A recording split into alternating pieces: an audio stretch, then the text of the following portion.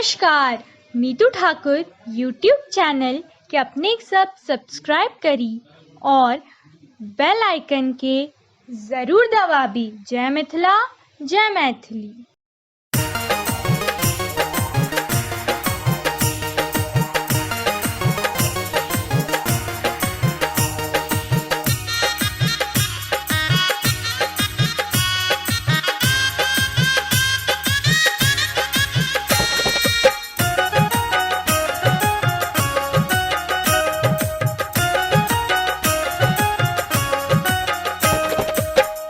सखी दुल्हा चुमायब है अज जनक नगरिया।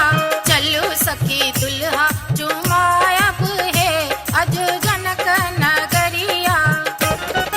मोनक से हंता पुरायब है अज जनक नगरिया।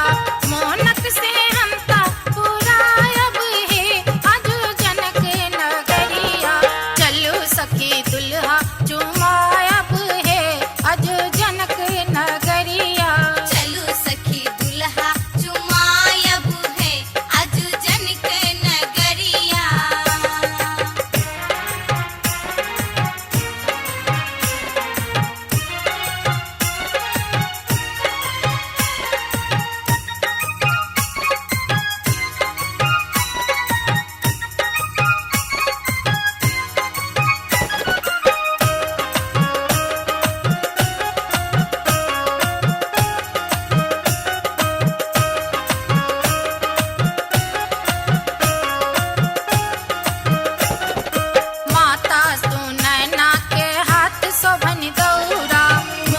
सजल शोभे रघुबर के मौरा। रघुबर के मौरा है रघुबर के मौरा। माता सुनैना के हाथ शोभन दौरा। मोती सजल शोभे रघुबर के मौरा। चंदन के तिलक लगायब है अज जनक नगरिया। चंदन के तिलक लगायब है अज जनक नगरिया। चलू सखी दुल्हा चुमायब है अज जनक नगरिया। चलू सखी दुल्हा चुमायब है अज जनक नगरिया।